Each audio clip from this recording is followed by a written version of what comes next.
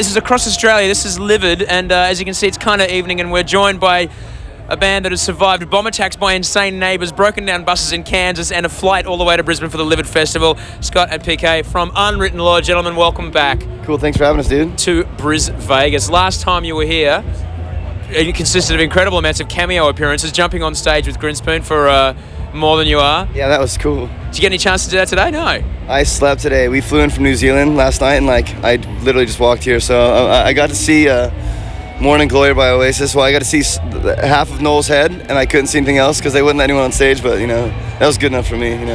Right, yeah, they were great. Grinspoon were tops. They did an InXS cover, which is fantastic. They did Don't Change from InXS. That's a good one. It was magnificent. Any plans? Any cover plans from Unwritten Law? We'll know when we do it. Yeah, for sure. We don't have a set list. We're just gonna go. Just do an Oasis song. I can do an Oasis song. I can do 10 of them. Which one?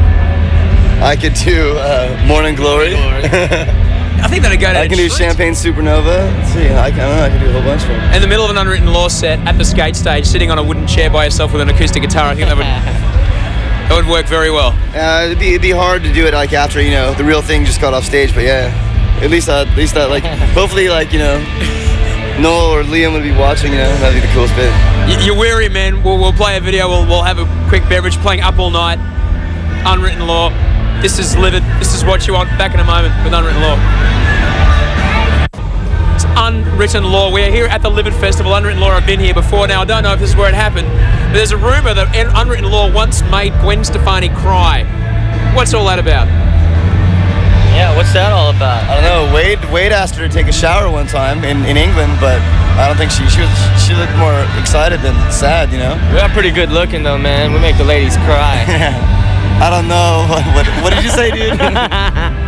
Hey, no, what did you hear? Because I want to know. I just heard that there was a rumour that Unwritten Law Wade made Gwen Stefani cry. No. We're good friends with those guys. I'm sure we didn't make him cry. We make him laugh a lot. That might have been when he actually punched her in the gut. Oh yeah, Wade did punch her in the stomach. Either the face or the gut. She took the gut. Yeah. And She has got those abs of steel. She does. She's lots of sit-ups, lot of crazy sit-up action. As we sort of discussed that Australia and New Zealand, as you just come from New Zealand, there's been a rivalry going on between Australia and New Zealand, similar to the US-Canada. Is there anything that's going to go on between the Canadians of Sum 41 and the Americans of Unwritten Law on this tour? No, we're those are guys are really good friends. Actually, the only thing that's going to go on is we're getting, like last night, we were getting really wasted with them. We're showing them how to get really wasted and totally ruin your career.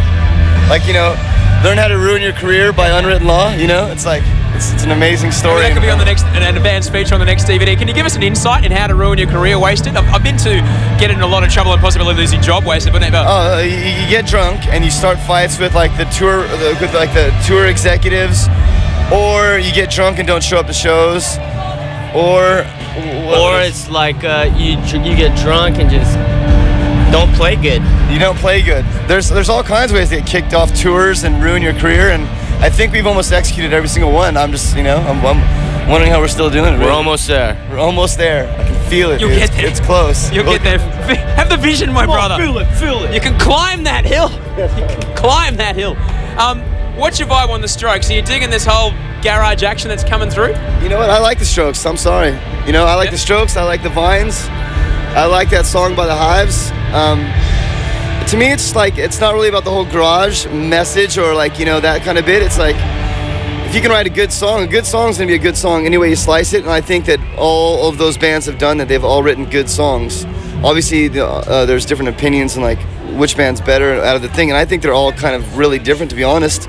Even though they're all kind of thrown in the whole garage thing, I think the Strokes sound nothing like the Hives, and the Hives sound virtually nothing like the Vines. So it's it's they each wrote good songs, and that's kind of how they got what they're Gentlemen, doing. thanks very much for taking the time out of your crazy New Zealand jet lag to be here with us this evening. Thank you. Enjoy the tour with Sum 41. We'll see you when you get to Sydney on Sunday. You will. I will see you there. Unwritten Law. This is the Strokes on What You Want.